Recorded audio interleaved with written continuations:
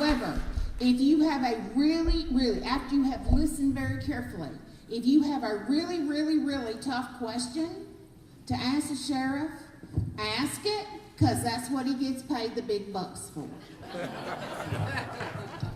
Thank you, guys.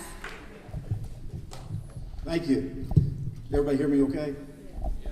It's good to be with you here today, as always, to see some old faces. My friend Jesse here and many other people out here. My income tax man I saw come in a while ago, Roddy Hogan, and Mike, or also known as Junior, is here to hear about the same thing 2 days in a row. I don't know if he forgot to ask questions yesterday or what, but it will be a little bit different today, Mike. But first of all, I want to kind of echo on a few things that Joanne said earlier about some things at Grassroots. I've been coming on and off. I haven't been since I got elected as much as I'd like to, but I'm telling you, there's something always going on. But 2 years before the election, I started coming to Grassroots, and I've heard a lot of these things that y'all have, even though you weren't getting results, you kept on and kept on and kept on. I'm telling you, it's making a difference. People are listening, and one of the best examples I can give of that, and also telling you that I am more optimistic than I ever have been in our county leadership now with the appointment of Judge Moran. I've lost count of how many conversations I've already had with him, how many meetings I've had with him. He cares. He wants to do the right thing, and he got in at the late hour this year for the budgetary process, but I can tell you I'm very much looking forward to FY18. And 17, we didn't do that bad either, but I want to go over some of the FY 2017, which begins October 1st of this year, and we'll go through September 30th of next year. First of all, I want to tell you how I go about doing the budget process at the Sheriff's Office, and FY 2018 budget preparation has already began for a year down the road. And what I do is I encourage my command staff to provide a budget, a list of items they need and why. I don't want to just see a list of what they need. I want a justification of why they need it. And I get that towards when the budget packet comes out. We meet as a command staff after I've had a chance to look at all of these, and I've already cut many of them because you have to prioritize what your needs are. Because obviously I saw a need for the Smith County Sheriff's Office back in 2012 or 2011 when I put my name in the hat to run for sheriff. I had a great job, great salary, traveled all over the world, but there was a need here. But it was so far backwards, you can't catch it up all in 1 year. And you have to have a partnership with the leadership of the county, the budgetary leadership of the county, to be able to do that. And I think finally, because I can tell you, over the past few years, there's a few times I've been very much where I wasn't really happy with the way things were going, and I won't go any more into detail with that. Because, you know, in a budgetary process, there's always needs and there's always wants. And I let the commissioners know when I first took office, when you get my budget package, that everything in there will be a need. There'll be some higher priority needs than others, but there won't be any wants in there. If we don't need it, we're not going to ask for it. But this year, we started the process, and the budget process this year, just because of the way things fell, and I won't go any further into that, we had a better process this year of being able to voice what we needed. I think I was able in 3 budgetary workshops to speak. And I won't say that I didn't have to go back when I miss a commissioner's court because I was in Austin or at the sheriff's conference, something like that, but I watch every commissioner's court, even though I miss it. I come back and watch it from start to finish. And I'd have to go back in the budget here and say, that's not what I said. And kind of clarify some of that. Most of this pre-Judge Moran. This booklet I have right here is my trimmed down budget for FY 2017. When I finish this budget and get it like we want it, I give a copy, just like my copy, to each commissioner and the county judge. I gave a complete copy to Tyler Morning Telegraph, and I believe I've given a complete copy to Ms. Fleming. And anybody that wants to see it, I can make it available to them. But we're going to go over some of the things that we, and I can't see that. I think it's bad. I can see it pretty much.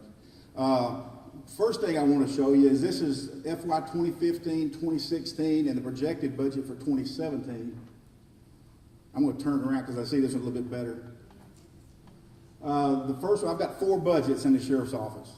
I've got environmental budget, I've got the communications budget or the dispatch budget, I've got the sheriff's office, the law enforcement part of the sheriff's office budget, and then I've got the jail budget. So from FY 2015, 2016, and 2017, you can see the environmental went up only incrementally, and I can tell you the difference in that budget from year to year is it has a vehicle in 2016 and another vehicle in 2017. So that drives their budget. The lower your budget is, the lower number you have, the more it affects something when you buy a vehicle or some item like that, it will drive it up. Communications, a lot of that is our computer aid dispatch lease that we have to pay Spillman. And also a big, huge part of that is we have 800 trunking system radios where we're piggybacked off of Houston. And then EMS here in the county also has the 800 trunking system. So we have, that goes through a cable system. So we have to pay an upkeep on that, which is pretty expensive annually. I think about $175,000 a year, I think, just for that. The sheriff's budget, or the law enforcement side of the house, was about 8.5, it's gone up to 9.3. A lot of the difference there is in 2015 and 2016. Well, let me back up a little bit. When I first took office in 2013, in January 2013, and before I took office, I had started assessing many items we had, one of which was the fleet of vehicles we had. Believe it or not, we have about 120 vehicles in the sheriff's office. That counts all 4 budgets. And I think I've got somewhere where we got about 90-something of those are in criminal investigation division and patrol. We had patrol vehicles that had 270,000 miles on them. And it's pretty much unconscionable as far as I'm concerned for me, number one, to ask one of my deputies to respond to a priority 1 level call, which many times at high rates of speed, on a vehicle that should have been turned in 170,000 miles ago. So we incrementally, year after year after year, finally got our vehicle fleet pretty much where we need it. And we have a fleet almost of all Tahoes, which for a 12-hour shift, and we've got 3 guys that are over 6'5" that spend 12 hours in a vehicle. And what I did when we went to Tahoes, we wanted to go to all one type of vehicle, and commissioners wanted to know why this year, because last year they made me, or they thought they were going to make me go to patrol in Explorers last year. Well, luckily I had purchased 2 or 3 Tahoes or 4 Tahoes the year before for CID that I was able to pull from that pool to put on patrol and then backfill CID with Explorers where I can live with that. But when you have specialty equipment that costs a lot of money, that when these vehicles go out of service, that you can take that equipment out and upfit the new vehicle, it doesn't make any sense to buy something else. Not only that, we had a deputy that rolled a Tahoe 4 times. He walked away from it. He got up and walked away from it. The Ford Explorer, which is a uniframe body, you hit a good fender bender, you total the vehicle. It takes that vehicle out of service for months by the time you can get a new vehicle, get equipment re-equipped and all that. So that's some of the reasoning behind it. It's not because I think we need to be driving Tahoes. I looked at I don't reinvent the wheel. I looked at Los Angeles County Sheriff's Office when we went to Tahoes. They had already done all of the tests that could have ever been done, and I was satisfied with what I saw. So that has paid off incrementally each year. We put on a few more Tahoes, but this year I got exactly what I asked for on vehicles in the sheriff's office budget. I got 6 Tahoes, and which are about $33,000 a piece, and I got 6 Tauruses for CID, which are about $19,000 I think each. They're sedans. I did get one when I was off with the sheriff's conference after I had given. Okay, let's preface this. Pre-Judge Moran, I had given everybody a copy of this. I was off at the conference. I came back and watched the video. They had cut 1.5 vehicles from my budget. And kind of like that Liberty Mutual commercial you see on TV, how can you drive half a vehicle? So I went back to them and got the other half vehicle put back in there. And it doesn't do any good for me to provide this if it's not red. But I'm going to continue providing it. I think next year, with the leadership we now have, it probably will be.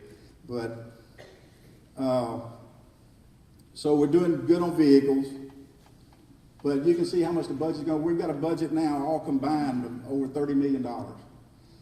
The jail budget has climbed from 17.4 to 18.6. Most of that is the jail project and bringing all the inmates back to Smith County. And as I've told the commissioners many times, when they told me over the last couple of years or asked me, why do you need more employees? The people that built this jail said it can be more efficient. And I said, I didn't sell you that bill of goods. Somebody else did. And I showed them each place that I had to station people at per jail commission rules, where I lost 18 positions the day we opened the doors of the new jail. And if you'll remember, I had to rake and scrape and beg for 15 employees. So I'm still -3, and we hadn't brought the first person back yet. So now we brought them all back, and I was out at Low Risk yesterday, which is a facility on North 69. We still have jailers working their days off. FY16 budget, I finally convinced the Commissioner's Court and the judge to go to overtime as opposed to compensatory time. Comp time, it costs you, the taxpayer, the same amount of money, but they withhold all of that money from the employee that's worked overtime until they quit or retire. Makes no sense whatsoever. I got them to switch over, and I told them, I stood there in Commissioner's Court and I said it will take $140,000 is a good estimate. I crunched all the numbers to get through this fiscal year we're currently in for overtime for the jail. Well, we're right in line with that, maybe just a little bit above that right now. But they didn't give me the $140,000. I said, I can't do it for a penny less. They gave me $75,000, so it shouldn't be to any surprise that we're $50,000 in the red right now. But I've talked to Judge Moran, and he gets it, that because I've had 12 employees that I need to hire over a period of time, we're going to have several $100,000, way more than what we paid out in overtime in what we call salary lag. Salary lag is that money that you have that's been budgeted for the year for the employees you should have, and you don't have those employees there, so the money's not spent, but I should have the authority to spend that money for what it was intended for. But what had been done in the past is they would rake that money at the end of the fiscal year. Between my sheriff's office budget and jail budget, it could be as much as $600,000.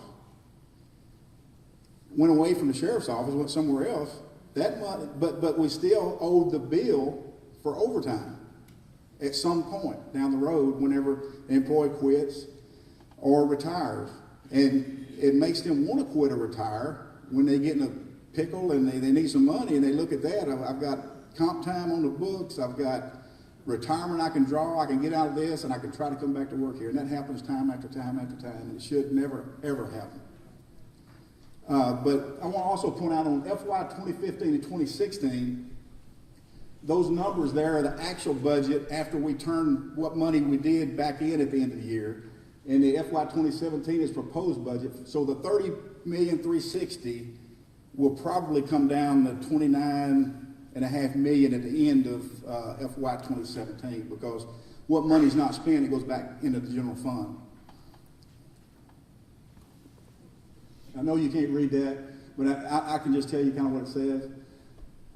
Just give you an estimate. Environmental, we spend $98,000 on salaries. We have 2 employees in there. Environmental, we asked for a new Explorer this year, equipped, which means it has the lights and siren and radio by the time you get all that in it. So that's what made the budget a little bit higher in environmental. I'm going to bypass some of these slides because I have more important things to talk about. Dispatch operations, one thing I didn't get in this year's budget that we really needed, and quite frankly, Judge Moran got in a little bit too far down the road to have helped us on this, is in 2014, the state legislature, TCO, Texas Commission on Law Enforcement, required all dispatchers to be certified. And there's 4 levels of certification. Before they did that, we had 2 levels. That's what they're still getting paid at. So we've got employees at dispatch. The more tenured employees should be at the 3rd and 4th level. We haven't made that available to them, so they're actually not being paid for the work they're doing.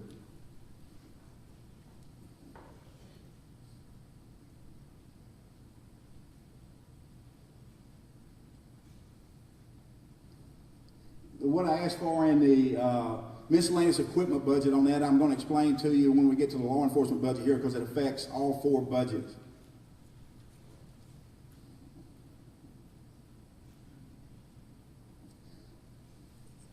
You've heard a lot here recently about I'm trying to go from compensatory time to overtime. And I can tell you how much Judge Moran gets it. When I went to talk to him about this, he said, Sheriff, if you're accruing that much overtime in the jail and you're accruing that much overtime in the law enforcement part, the answer may not be overtime. It may be a combination of overtime and you need more employees. I said, Judge, you got it. I'm glad to hear you say that, because our jail is not staffed with a relief factor. And what I mean by that, you have to cover 4 shifts in a jail. 7 a.m. to 3 p.m., 3 to 11, 11 to 7. Okay? But plus, you have a relief when those people are off, you have a 4th person that has to relieve them. Any one of those takes a vacation day, a sick day, in court a day, or whatever. You don't have that person, who's going to fill in? If you don't have a relief factor, somebody's got to fill in that should be off. So you require them to work their off day. That accumulates compensatory time, or now overtime, because you're not staffed with a relief factor. Let me tell you the importance of being staffed with a relief factor is if you're staffed with a relief factor, you pay those employees 1-to-1 instead of time and a half to 1. So you're losing 50% of your money because we're not properly staffed. And I told Judge Moran, I said, don't ever think, anywhere I've ever been in law enforcement, I've been pretty much around the world, in 48 of the 50 states, Guam and Puerto Rico, worked with a lot of law enforcement entities. You always have to have some overtime, but not near what we're needing now because we're not properly staffed. But what I want to tell you, this is just 6 investigations only. This isn't all the compensatory time we earned for the year. This is just 6 major investigations that we had to put the manpower to. And I will tell you the reason I put manpower to major investigations such as these, like a homicide case. When I came into office January 2013, we had 27 unsolved homicides. January 1st to today, we've had multiple homicides. We have a 100% clearance rate.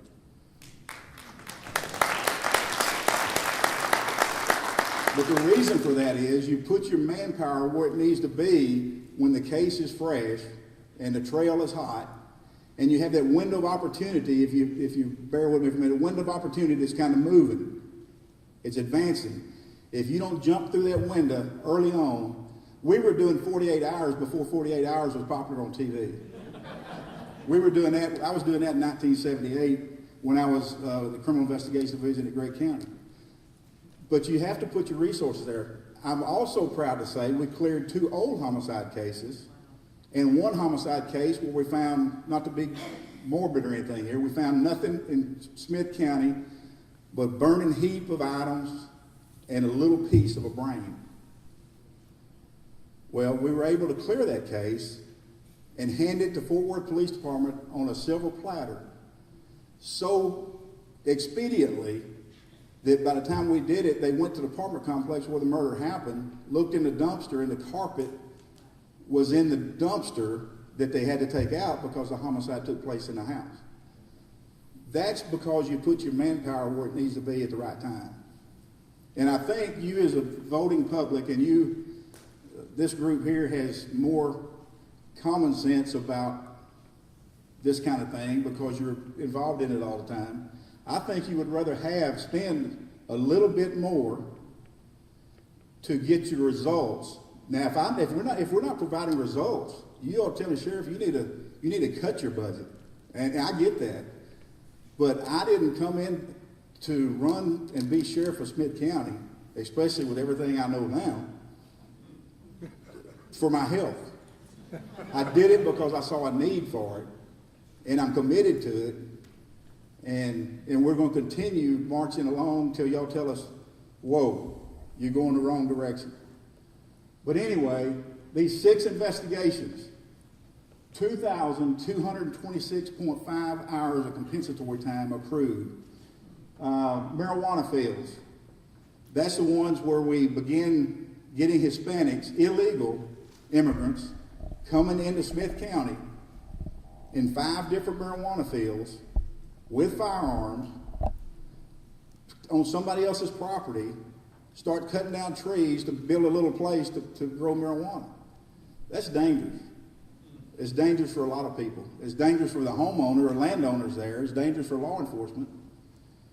It took us 161.5 hours comp time to get the marijuana, gather it up, haul it off, and I can tell you, it's not over with yet. But that's all I'll say about that. Bunny's homicide investigation. That's where gang members from Longview come over here and have a gunfight at the OK Corral right there at Highway 14 and Loop 323. And a huge danger to the public. 784 hours compensatory time. Jeffrey Brooks. Jeffrey Brooks is the one, if you remember back, I try to forget this, but it's tough bringing it up. He was doing a lot of burglaries, and he got in 2 or 3 chases with law enforcement all over East Texas. And we leave our vehicles running because all the electronics in it. It was locked. He takes a pistol he had, where we were looking for him in the woods. He doubles back, knocks the window out of our Tahoe, and takes off in it. We followed him all the way down below Houston, tracking him down there. And unfortunately for him, we got the local police department involved there and surrounded the house, and unfortunately the SWAT team had to end up killing him. But we had 269 and a half hours on that investigation.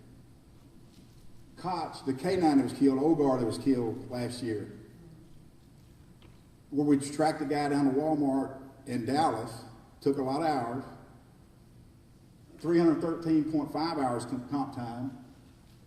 The Barton investigation, that's the one that wanted to be kind of like Bernie Tiede, that killed his mom, put her in the freezer out here off of Loop 49 and 31.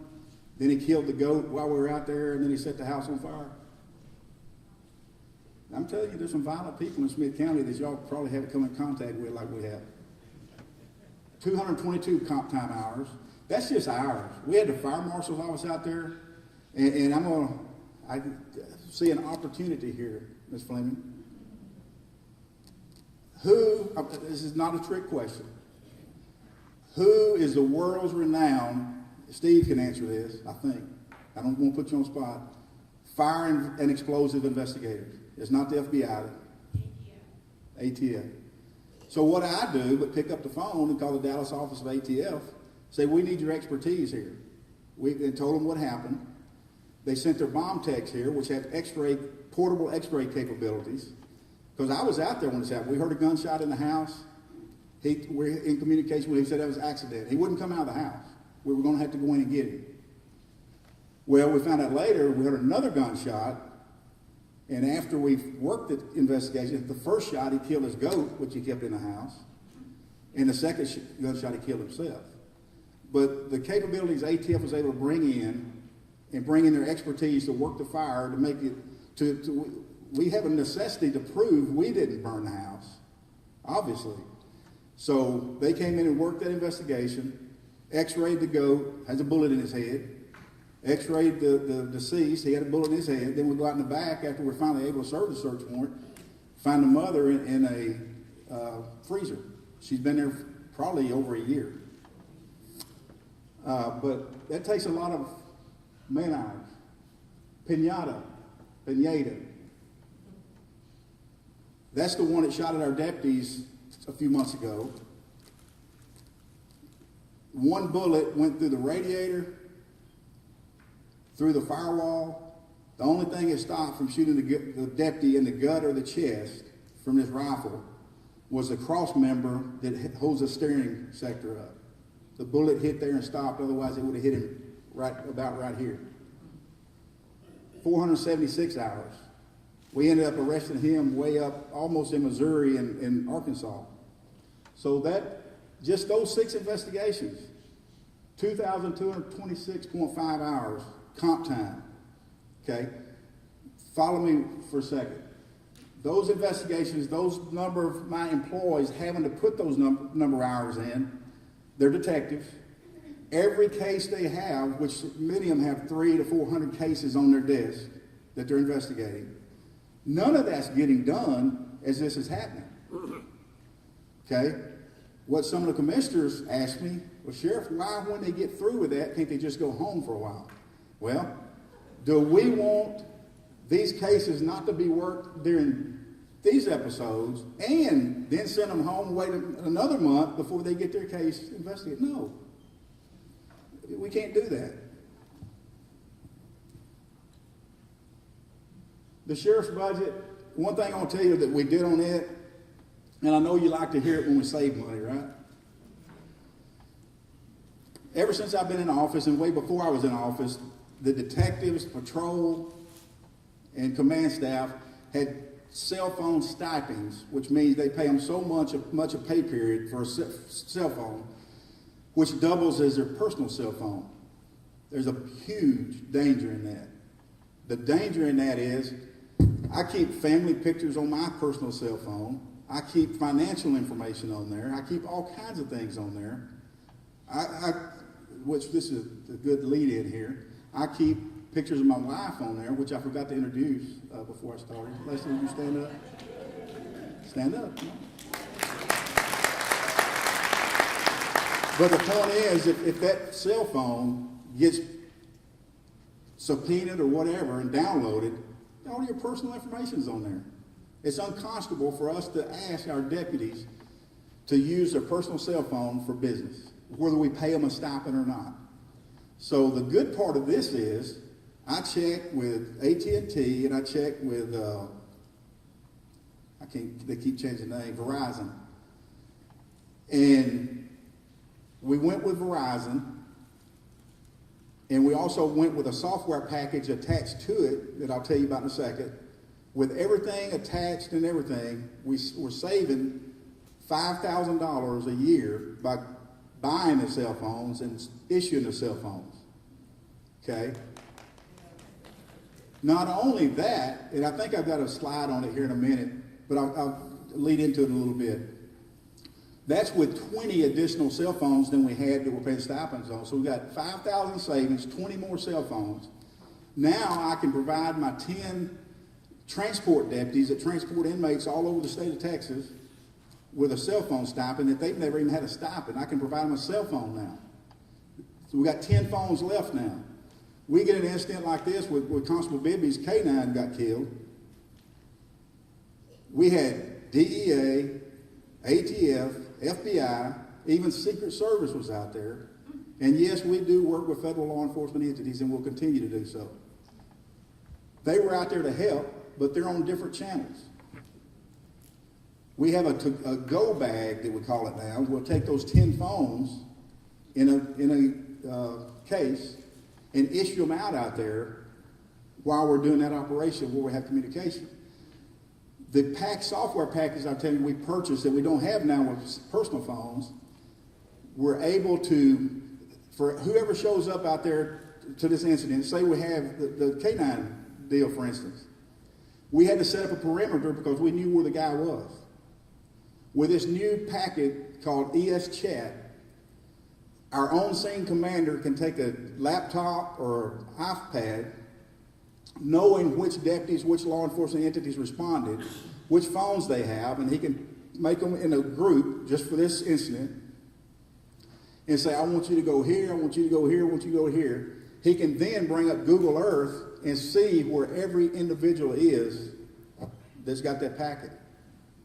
That's taking advantage of technology, because technology goes down in price all the time. So even with that packet, we're able to save $5,000.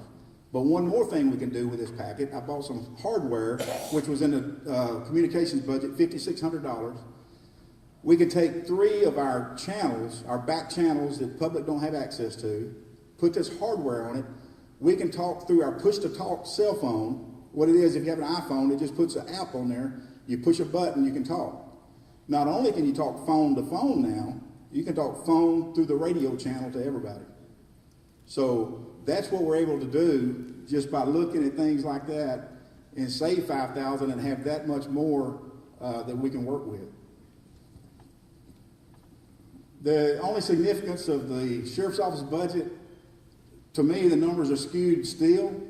And I say that because we're still paying for a vehicle that's probably ready to be surplus. We're still paying lease payments on it. I think it's,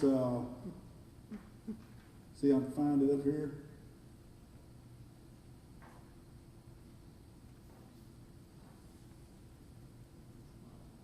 We're buying, let's see, I think it's $120,000 lease we're still paying.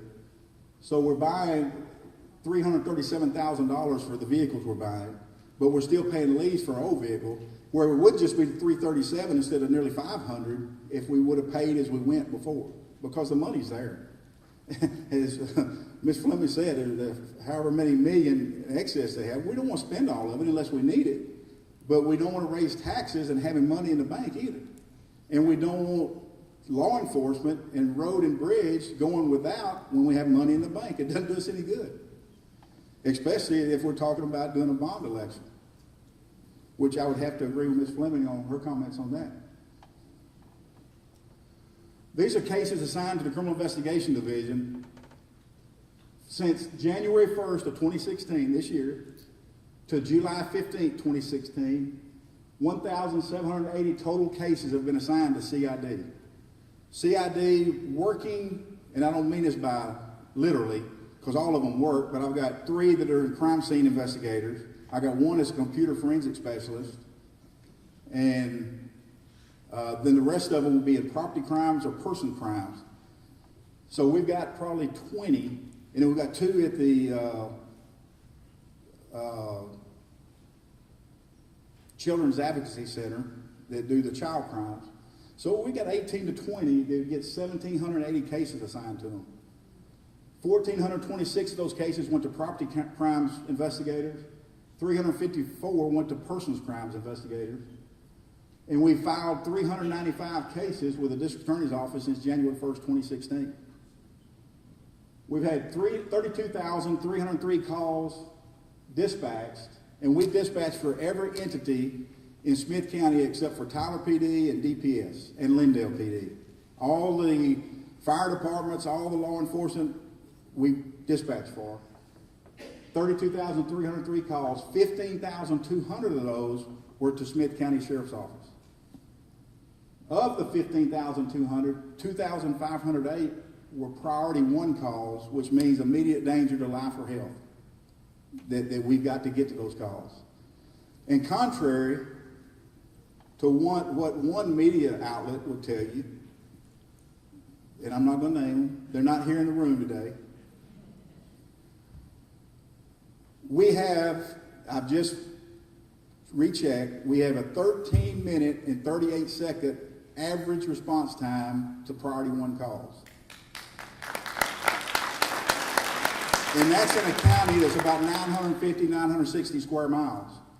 Tyler PD, and nothing against Tyler PD, they do a great job. We have a great working relationship with them. They have twice the manpower with about less than half the area. It's easier for me to get from here to out by Sam's on the loop than it is from here to FM 1253 and Highway 80, which is still in Smith County. It takes a long time to get there if you don't have people in place to respond. So we did that with the number of personnel that we have on the street, and we are shorthanded. You can't read that either, but what that is just a study that Captain Jeremy Black did for patrol, comparing to the number of deputies we have is 9.3 compared to their 18.3 that's on duty at one time, and a total per 10,000 residents. One thing that we did get this year that I asked for was a part-time salary, $15,000 I think, because we have to do what we can do with what we got. We want to get cars from our EOC, which is right down the street here, all the way across town off Glenwood to the county barn where they work on them. We've been having to tie up deputies to transport them back and forth, and a sergeant that's an admin sergeant to help do that. They need to be out on the street. So we're finally able to get them this year to get us a part-time fleet manager. I hope that works at some point into full-time fleet manager, but to transport those vehicles, because they did a study here, just 2 vehicles, total time it took, 10 vehicles, or 10 times they took 2 vehicles, 10 trips to the county barn, 40 minutes per trip both ways, 6 hours and 40 minutes it took away from deputies doing that. And it takes 2 of them, one to take them and drop them off, one to pick it up. And Unit 2351, 15 trips at 40 minutes a trip, took 10 hours. Those deputies need to be on the street.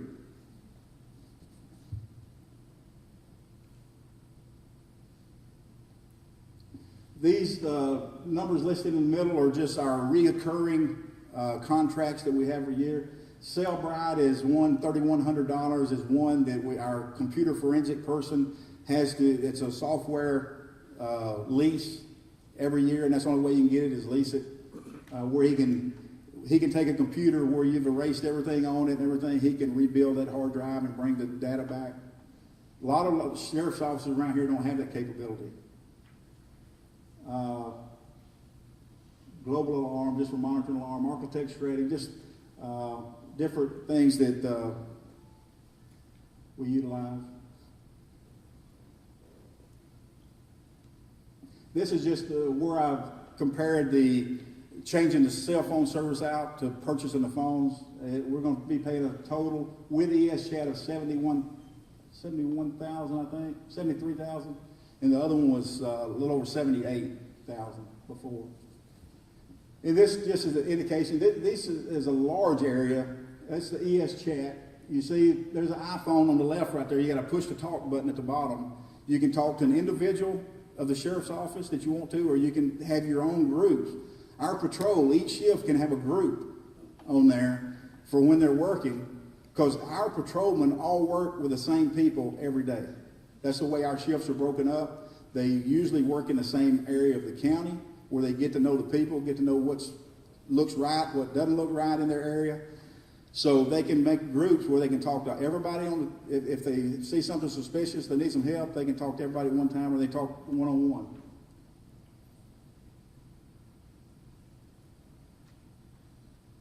And this is where I reclassified it. I think it was affected the budget by $4,800, I think is what it cost. We reallocated positions in that the patrol supervisor is over. He is now over all the communications. He's over the environmental. He's also over all of patrol and warrant service. Anything that's in the EOC down here, he is now over. So what I did, I raised him from lieutenant to captain for $4,800 a year. and I moved an administrative position, lieutenant position, back into patrol to help run the shifts. And you can see right here, what we're going to be asking for in the future is a second lieutenant position where the A shift and the B shift have a lieutenant, which will be over all the administrative duties, and they answer to that captain who's over the whole facility, but all the sergeants below them answer to that lieutenant, which is the ideal situation to have to make things run as efficiently as we can. The jail, I've kind of told you what the overtime situation is in the jail, and so we're working on that. We've gotten to make you at ease about it.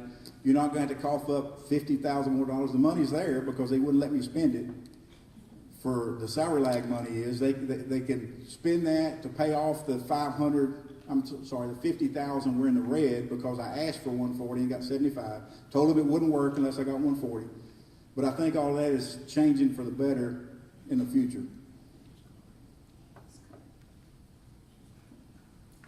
We revamped when I was coming into office, they had purchased this computer-aided dispatch program called Spillman. So everything had to be implemented before I got in office on January 1st, and then we implemented the other part of it. Neither I nor my command staff had any part of saying what's a priority 1 call, a priority 2 call, and a priority 3 or priority 4. When I get to looking at it, we have very few that are priority 1. We had some that are priority 1 that don't have any business of being priority 1. We had very few priority 2. And quite frankly, burglary in progress, which means they're in the house or the building right now. Robbery in progress. None of those were even on there. So we added all of that. And we took priority 2 and 3. We now have priority 1, 2, 3, and 4 calls. It comes up on the screen. The responding deputy knows immediately if it's a priority 1, which is immediate danger to life or health. Priority 2, you wouldn't see anybody running lights and siren to a priority 2 or 3 or 4. Priority 3 and 4 could wait. It could be something similar like they did have as a priority 1, which out in the county, we have people that shoot guns all the time. That's where they're supposed to shoot them at. But one situation they had it down as a priority 1 call, and on the dispatch sheet, the explanation says this has been going on all day long. So I don't think somebody's at a shootout at OK Corral. They're out there target practicing. So that made us rethink this and relook at it because, quite frankly, the last thing on my mind was looking at priority 1, 2, or 3, or 4 calls when I first came into office. But we stopped and reassessed it, and we have the ones now that should be priority 1, the ones that should be priority 2, and the ones that should be priority 3. But we're going to be able to give this, and we'll be on the Grassroots website, so you can actually read it on there where you can't read it here. You can bring it up and look at it. So I'm not going to, this is just the priority 1, and that's pretty much it, and I'm going to open up the questions. All right, I've got some for you.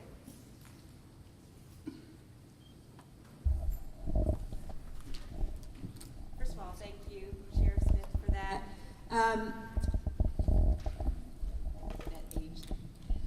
This question is, I thought the county administrator, the commissioner's court hired, were supposed to help find savings. Why did you have to call AT&T and Verizon?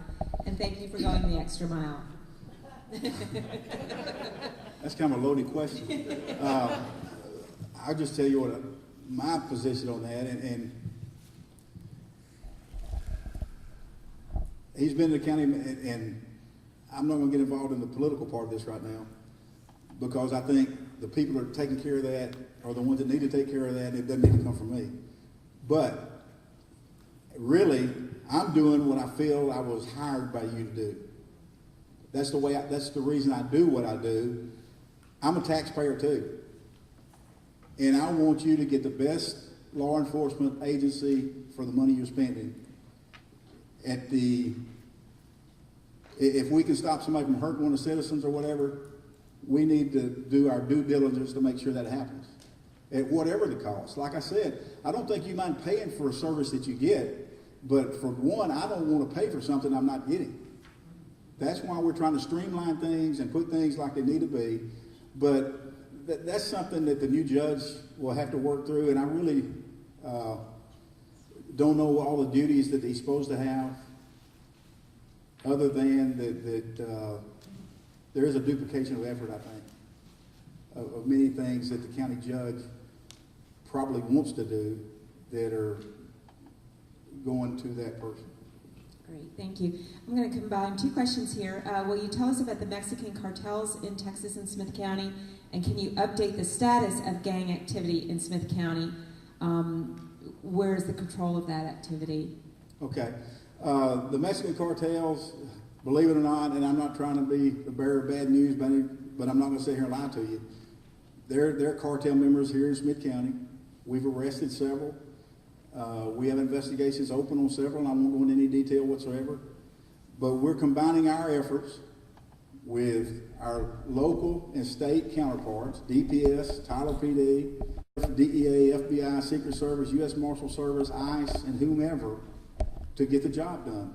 Many of these people are so entrenched and so organized, many times more organized than a lot of law enforcement entities, that quite frankly, we don't have the resources or manpower to do an investigation on them on our own.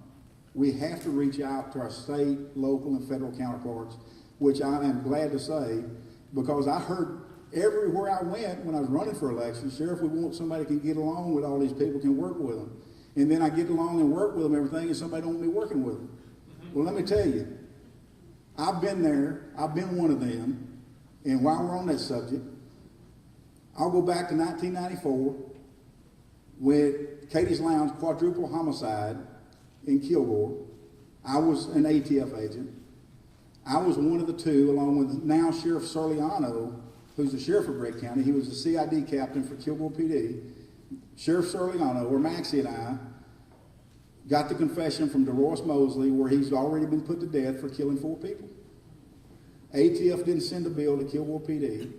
They didn't send a bill to Gregg County. They didn't get a bill from ATF, and nobody said, Larry, why are you out here helping the local law enforcement? They didn't say that because that's what ATF wanted us to do at the time. An offshoot from that investigation, both guns were traded for crack cocaine in South Street Park in Kilgore, Texas. Maxie, and I was a sucker, says, Larry, would you do an investigation to help us out with this criminal activity in South Street Park in Kilgore? And I said, sure. It'll take about 30 days. We'll get this wrapped up.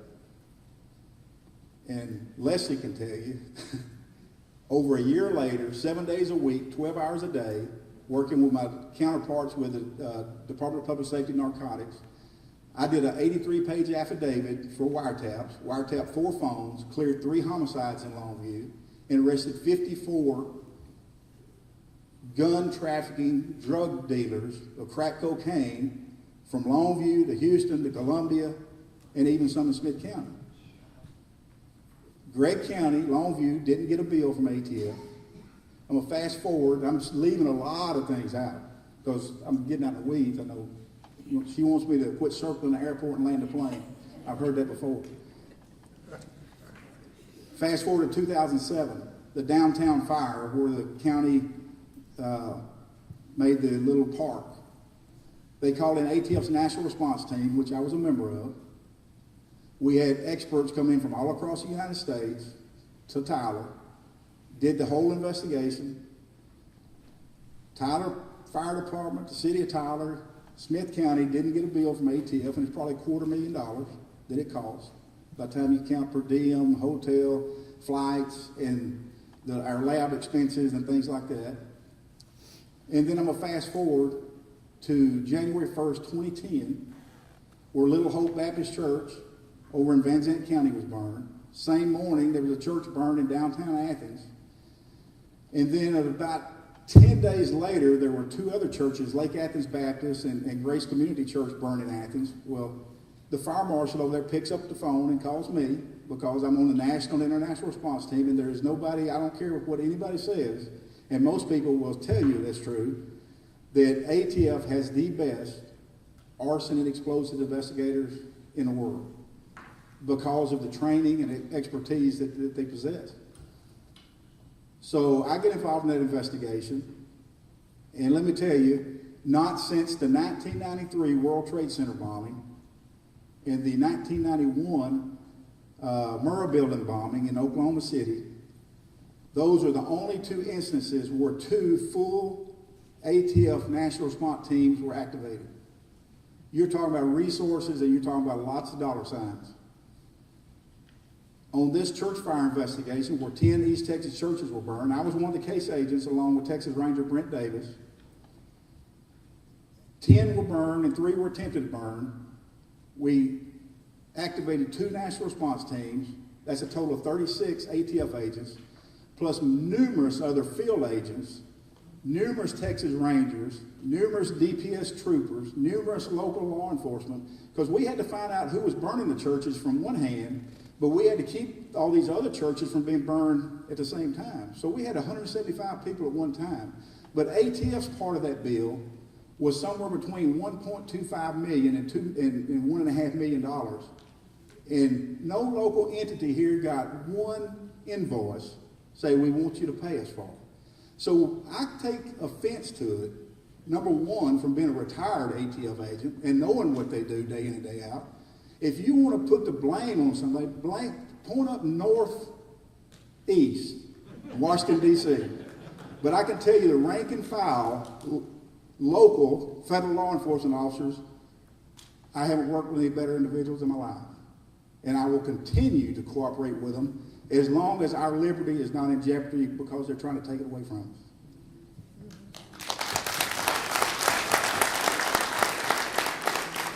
How has direct supervision impacted your ability to hire detention officers, and does it require more training? It requires more training. Our typical training for a jailer, which is required by the state, Texas Commission on Law Enforcement, is 96 hours. We add 3 days to the end of that for the direct supervision. And the difference between direct supervision and indirect supervision, direct supervision was introduced in the state of Texas in the 1980s, I believe, with Collin County, Sheriff Terry Box being one of the first jails to do it. I've known Sheriff Box for about 36 years. So the first thing I did when I came in office is I got with him, and he graciously let me send all of our command staff from the jail, and then we started sending jailers up there to Collin County, where direct supervision has worked great with them, and been able to get that training at it cost us a hotel room and meals is all it cost. And our direct supervision is working very well, thanks to Sheriff Box and his staff that helped us train. And I went up there myself with my command staff, and we looked at their process. Direct supervision is where our detention officers actually in the cell with the inmates. Indirect supervision, there's bars between them. But direct supervision, they're in there with them. And everybody doesn't fit the mold where we can put in direct supervision. We got some that we can't even put in with another inmate. They're in a cell by themselves. But direct supervision in the Smith County Jail starts from the minute the inmate is brought into jail by the law enforcement entity. And as long as they behave and do what they're supposed to, they get a little bit more freedom all the way through the bookend process. But if in the medical screening process and the suicide screening process and all those processes that have to take place on any inmate booked in. So it's working very well.